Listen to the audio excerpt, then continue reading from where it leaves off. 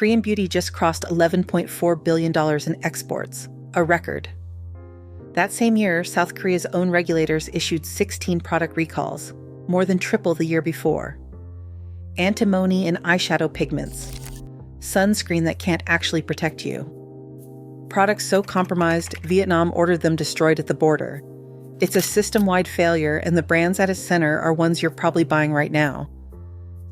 South Korea's cosmetics industry sent more products abroad in 2025 than ever before, $11.4 billion worth, shipped to 202 countries. But behind the glossy export numbers, the Ministry of Food and Drug Safety was logging a very different set of figures. 16 official product recalls, more than triple the previous year's count.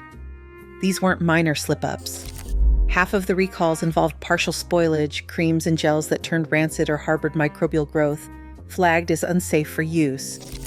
Others were pulled for label fraud, including expiration dates that had been quietly extended past their real shelf life, and for the use of banned colorants, pigments not on the MFDS's approved list, some of which are prohibited in the United States and Europe for safety reasons.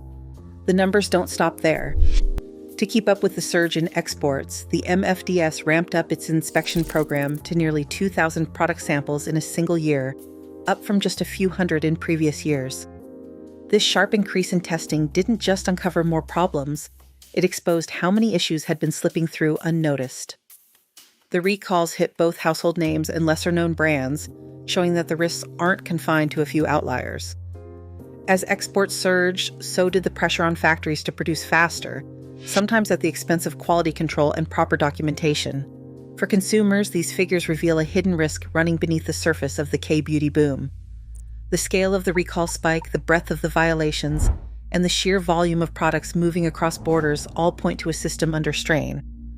The question isn't just which brands are safe, it is whether the current safeguards are strong enough to keep up with the global demand. A Korean moisturizer or lipstick can pass every inspection at home and still trigger a recall once it hits United States shelves. The reason sits deep in the rule books. South Korea's Ministry of Food and Drug Safety, or MFDS, allows cosmetic companies to launch new products with only voluntary pre-market safety checks. Ingredient approval is broad. As of late 2025, the MFDS lists 129 colorants for use in cosmetics. Many of these, including certain azo dyes and heavy metal pigments, remain legal in Korea despite being banned or tightly restricted in the United States. By contrast, the United States Food and Drug Administration operates under a mandatory clearance system.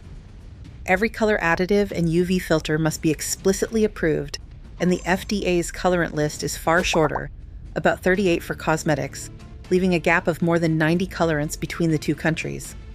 Some pigments, like red dye number 3, haven't been permitted in American cosmetics for decades, while others, such as specific yellow and red azo dyes, are routinely found in Korean exports but blocked at United States ports. This mismatch isn't just about color. It extends to preservatives, UV filters, and even fragrance allergens. A sunscreen that's perfectly legal in Seoul may be seized by United States Customs for containing a non-approved filter. For American shoppers, the silent rule gap means that a product labeled safe in one country can be illegal in another without any warning on the package.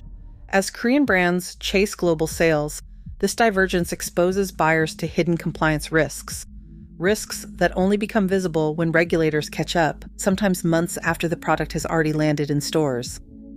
In March 2018, the Ministry of Food and Drug Safety halted sales of 13 Korean cosmetics after laboratory tests revealed antimony levels between 10.1 and 14.3 parts per million, well above the legal limit of 10 ppm.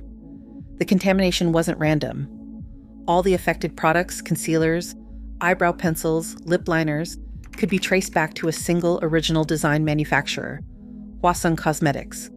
Hwasung supplied pigment batches not only to Etude House, a flagship brand under Amor Pacific, but also to Irritation, 3CE, Skin Food, Black Monster, Make Heal, Skita, and XTM. The same pigment lot was used across these brands, creating a single point of failure that rippled through the entire supply chain. For consumers, this meant that a trusted label offered no protection from exposure to a toxic heavy metal. Amore Pacific issued a public apology as its share price dropped nearly 6% overnight. MFDS ordered a full recall and destruction of all tainted inventory, and brands scrambled to offer refunds.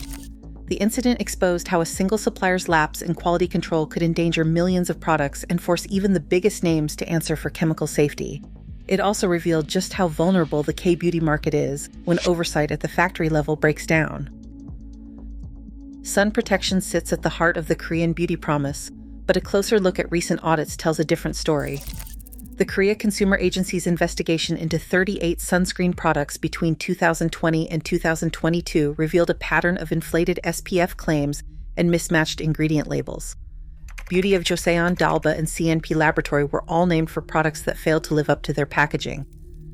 Beauty of Joseon's Relief Sun, for example, claimed SPF 50+ but tested at only SPF 35 under independent laboratory analysis. Dalba's Vegan Relief Sun Essence and CNP's Sun Shield Gel were also caught with discrepancies, either listing UV protection levels that didn't match lab results or omitting key ingredients from their labels. The consequences reached beyond Korea's borders. In December 2024, the U.S. Food and Drug Administration issued an import alert for Beauty of Joseon's Relief Sun, citing the use of a UV filter, triphthalate decamphor sulfonic acid, not approved for American cosmetics. U.S. retailers pulled the product from shelves, and the brand was forced to halt sales and reformulate. These cases aren't just about misleading numbers on a box. They show how gaps in functional testing and regulatory approval can leave consumers exposed, especially when a sunscreen that's legal in one country is blocked in another for safety reasons. For anyone shopping international beauty aisles in 2026, the label may not tell the whole story. Vietnam's border authorities took a hard line in late 2024, ordering the destruction of 6 imported Korean cosmetics at Ho Chi Minh City's entry point. The Drug Administration of Vietnam cited missing certificates of analysis, banned preservatives like high-level parabens, and the use of colorants not permitted under ASEAN rules. The products range from Etude House's moisturizer to 3CE's lip tint and Dalba's Sun Essence, each flagged for a different violation, some for incomplete safety documentation, others for lacking Vietnamese language labels, or for including unregistered UV filters. This wasn't a one-off.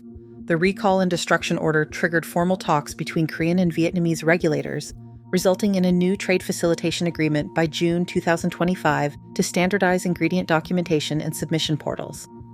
Meanwhile, the Ministry of Food and Drug Safety in Korea was confronting its own quality control failures. Half of the 16 product recalls in 2025 involved spoilage, creams, and gels that failed basic microbial safety checks or oxidized before their listed expiration. A separate cluster of cases exposed label fraud, with expiration dates quietly extended beyond safe limits.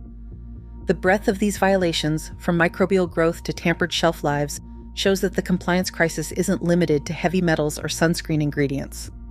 Both border crackdowns and domestic recalls reveal a pattern. As Korean beauty brands raced to expand, enforcement agencies found themselves seizing and destroying products that failed to meet even basic safety standards. 6 Korean beauty brands stand out in 2026 as ones to avoid, each linked to repeated safety lapses or regulatory violations. Etude House, a flagship under Amore Pacific, was swept up in the 2018 antimony scandal, its concealers and brow pencils recalled after lab tests found heavy metal contamination above the legal limit. Beauty of Joseon's Relief.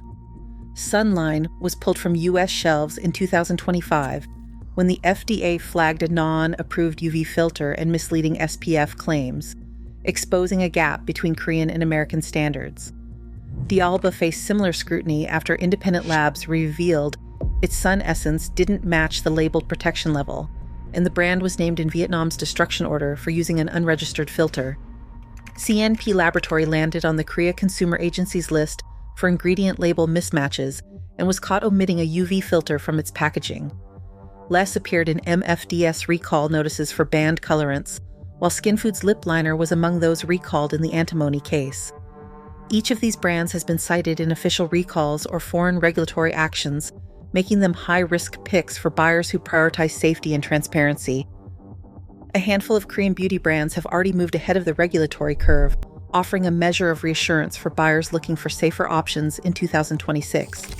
Biodance, for example, submits its formulas to third-party audits by the Korean Dermatological Society and keeps preservatives well below the EU's 1% safety limit. Pyeongchang Yule is known for its minimalist ingredient lists and routine safety dossiers, following protocols that mirror the upcoming 2028 law requiring every product to have a pre-market safety assessment. Estura's Ado Barrier 365 cream holds a safety seal from the Cosmetic Safety Information Center, confirming it passes new exposure limits for preservatives and avoids formaldehyde-releasing agents. These brands demonstrate that rigorous documentation, transparent labeling, and independent testing aren't just possible, they're already in practice. As South Korea prepares to enforce mandatory safety assessments for all cosmetics, consumers have real choices that put evidence-backed safety first. Today, the global cosmetics market moves faster than regulators can act. As South Korea prepares stricter safety assessments for 2028, consumers remain the last line of defense. Trust isn't guaranteed by a label or a trend, it's built by transparency. In beauty, vigilance is still your best safeguard.